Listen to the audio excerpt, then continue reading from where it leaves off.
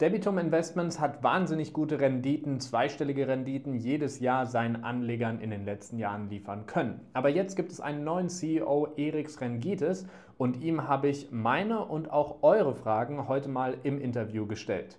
Ja, ich wünsche jetzt viel Spaß dabei und eine Sache vorher noch, wenn du Englisch nicht so gut verstehst, kannst du die automatische Übersetzung hier bei YouTube aktivieren lassen und dann dir eben damit Untertitel anzeigen lassen. Los geht's also und damit ja, herzlich willkommen bei Northern Finance. Mein Name ist Alex Black. And with that, welcome to a new episode here at Northern Finance. Today I have Eriks Debitum, the new CEO and also owner of Debitum Investments here with me. Eriks, yeah, welcome. Hi, thanks for having me. So we have some questions from me and also from the community. But first of all, you are the new CEO. What has changed now at Debitum? You being the new CEO, and also is there more for investors to know? Well, long story short, a year ago we decided with my partner to buy Debitum. So we bought shares of legal entity which holds and operates Debitum platform. So last year has been quite intense. First, we wanted to ensure that transition is as smooth as possible, since we treat Debitum as a financial institution rather than a startup. So we changed ownership, as I said, almost a year ago, but the previous team was there, so we didn't want to do quick, sharp changes, which might result in some interruptions. So we tried to first be patient and maybe learn everything what has been built there and what's in place, so that again, when we step in, we're sure that there will be no interruptions. So if you want to change things or do things as new shareholders have envisioned, so that also means that you need to change part of team, and for sure you need to change also top management. Otherwise it's just changes, formal changes, but in reality things don't change. So we with my partner have this vision that Debitum needs to be a tool for investors which is easy accessible. Sometimes it takes a lot of time, and it's kind of a barrier for investor to start investing. So once they have started investing, then actually investor understands and gets into that, and the investing things move quicker. So we want to use this peer-to-peer concept, that it's very easy and accessible for investors to start investing, but also keeping the model that we try to finance and invest in relatively safe industries and segments. So we went for maybe not most typical peer-to-peer segment, which is not payday loans, etc., but business loans. So we think that segment is sustainable. That's why, let's say, old money industries are financing that segment. And we with Ingus kind of have previous experience from that segment, from that field. So that's why we feel comfortable and confident that we can deliver good results for investors focusing on that segment. So about changes, so ownership changed. Obviously, we needed to change also top management. And we also changed a lot in team, because Debitum was previously, shall we say, in a different stage, more of a startup stage. Now we want to grow platform and make it more mature. So that means that there's also needed to be more people like financial analysts, more people in AML, so that we're very compliant with the regulator. So we've also onboarded new people in support so that we're quicker. So there's not only new CEO, me, but there's also a lot of things we've been investing and working behind scenes, so that the team is bigger, but also stronger, because now I think we're very proud with COO. Yeah, I think that for last year we can see that all the internal operations, processes, and everything's running smoothly. It's a lot more automated. We're quicker. We're more efficient. Also, we're very proud with AML team because we've invested a lot there, and we just got feedback from regulator. Our annual audit for AML is about to end, and indicatively the feedback was very good, that it's kind of next level from where it was previously. And also there's again a lot of things we've improved and strengthened team-wise and people-wise. So there's a lot of changes, but I think last year has proven that the changes are in the right direction, because we've managed to keep good returns, but also managed to keep low defaults. Actually, there are none. Yeah, so far there's one historical case which I think community is aware of. We're trying to find a solution, but that's a separate topic. But in general, last year proven that we've chosen the right segment, the right direction, and we execute quite nicely. So yeah, quite a lot of changes, but the platform has also grown a lot. So within roughly last year, we've doubled in all key metrics, basically. So we have more than 2 times investors number-wise. We have, I think, 2.5 times more assets under management. So it's kind of across the board. We feel very good with what we have achieved so far. All right. And for the next question, with me asking you to keep it really short, will you stay CEO for the foreseeable future? Yeah, I'm not only CEO, but I'm also a shareholder. So I've invested with resources and also with energy and emotionally there. And if you look at my CV, which, LinkedIn is a public tool, you can see that my last workplace, where I was also co-owner, was more than 10 years. So I have track record of being relatively conservative. All right. And we have a user question regarding that experience. How can he have 14 years of experience if he looks like 14? Well, that's a compliment, because usually if you look younger, that means that you've kept yourself well and maintained. So 14, not sure that I look 14, but I'm 37 years old. Actually, in a month I'll be 38. So I've been in finance industry since, if I recall correctly, 2006. So there is some mileage on me. Yeah. So 14. Yeah. Yeah, true. Not that young. Yeah. True. And another user question was, how do you make sure that the defaulted loans get repaid? So probably the ones in Ukraine you mentioned from before. Yeah. You don't need to invent a wheel. In business lending, first starts with screening. So you need to have proper pipeline of potential transactions so that you have option to choose good ones. Second phase is to analyze them, because some things appear good, but when you dig in, they're not that good. So that's phase 2. But phase 3 is also very important, how you structure it, because sometimes you have a good case, but you've structured it not in the best manner. Yeah, because sometimes structuring is very important. And fourth phase is how you monitor and how you interact with borrower, or receivable.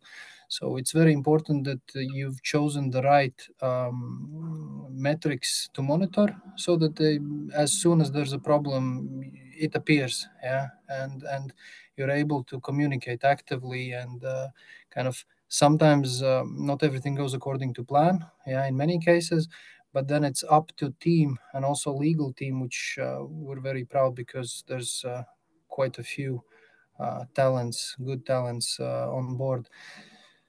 So it's hard work, to be honest. So you need to choose proper cases, you need to structure them in a very good way, and you also need to be very diligent, enthusiastic, and energetic to, on a daily basis, to monitor them and keep track of things, so that if something's changing, you react very quickly. So I think that's been basis for why we've been successful and there's low defaults. And I think getting defaulted loans back from an ongoing war is next to impossible. So we all hope that this war ends as soon as can be. Yeah, no, it's a plus and a minus if you have low defaults. You don't have a huge track record to prove to investors that you're good at recovery, because you're right. After the phases I just mentioned, there's also the last phase, which is unfortunate phase when there's recovery. There's also a difference if you get to that situation, how much you recover. Yeah, that's also you're right, very important phase. So we anticipate that we will have first default, which is the Ukrainian investments. So that was done before current management and current ownership, but still we try to spend the platform's resources to get the best solution for the investors. Currently, we are working on monitoring the company. The good news is that after the war there was restructuring and the company is working with profit. So it's good news. The bad news is that Ukraine is a very tough case in general, because there's a war in country, and you could say that it's force majeure. So we're also working on a solution that there's an external investor who would make a offer to investors, but we would like to share it a bit later when we have AML checkup for the investor, and also commitment legally. Otherwise, we don't want to put more stress on investors for the Ukrainian case. But that will be first default for the platform. It looks so that we will be able to offer investors a solution so that they get money quicker than the initial restructuring plan anticipated. But still, few things need to be sorted out and commitments need to be signed so that we feel comfortable sharing them with investors. Right, right. Thank you very much for that. And I think, yeah, the Ukraine topic is something many have struggled with. But you said that was before your time. And getting to that topic back a little bit before your time, why did you decide to buy Debitum basically? And how much did you spend on it? Why we decided to buy and spend most of our time here is for a simple reason. In the Baltic states, there's a relatively big financing gap. So that means that there's more businesses to be financed than the financial institutions finance. So they finance, but there's always an opinion that there might be more businesses who have earned rights to be financed, but they're not banked, yeah, by financial institutions. And then from our previous experience, because we both with my partner worked in financing, fundraising. So we clearly see that there are segments which are underfinanced, and also there are segments which the financial institutions kind of deliberately miss. Yeah? For example, there is a small industry, and it's not interesting for bigger institutions to kind of make guidelines to understand it, to set everything in place, and then go for that industry because it's relatively small. But for peer-to-peer industry, for example, if you can make good loans for million, 5 million, 10 million, that's already something okay size-wise for investors. For bigger financial institutions, maybe too small. So there are good segments in business loans where you see that return versus safety is very attractive, but they're not financed. They're very bankable, but there's one reason, another reason. There's a small industry, there's specific collateral, there's basically not standard cases. Yeah, so we are going for not standard cases where we see that it's basically almost the company is almost ready to go to bank, but maybe not yet. It's growing still. and maybe bank is not that flexible to analyze it quickly. So we try to grab those opportunities and offer to investors. So when you clearly see that there are those opportunities, then that's where the reasoning basically for us appeared, that we see that peer-to-peer can actually fill that gap. And it also makes sense that you help businesses to provide financing, and they can actually do a lot of good things with the financing, because now we see businesses we finance that they actually um, do some tangible things in local economy, and that's always also not just business wise but kind of emotionally and philosophically also a nice thing to do. That's why we try to choose those industries which kind of makes sense for us, makes sense for local economy, like forests, agriculture, etc., etc. And how much money did you yourself invest into this deal, acquiring Debitum? We paid for shares to previous owner, so that's I can't give you a precise figure because we have NDAs, and as usual, I don't have a consent from counterparty to disclose it. But one thing which is public, we have increased equity several times. We also in July increased equity, partly because regulator asked and partly because it makes sense because we are investing a lot currently since we're growing. So publicly we can see that it's around, I think, 500,000 at least we've injected in additional equity. So there's historical investments in the platform, then there is a purchase price for the platform, and then there is recent equity increases. So for us, I think it's a significant amount to be committed to the platform. Mm-hmm, mm-hmm. And what kind of return can investors expect with you as CEO of Debitum? In the past few years, it has been 11, 12, maybe 13, even 14%. Where's the road going with you? Um, I would like to say that there are super good news and the returns will skyrocket, but the reality is that we want to keep. We want to have a concept that there are low defaults. So we want to go for maybe a bit lower rates rather than going for really high rates, but also regularly having defaults. We would like to have a concept that the default is something extraordinary on our platform. That's not business as usual. So if we go for that concept, then we need to be mild with the interest rates. Yeah, but if you look historically, the platform has offered 8-9%, for example, for a while. So we have only double digits for last year. Yeah, by double digits I mean mid-teens. So we mostly have 12, 13, 14, 15% net return. So we intend to keep that.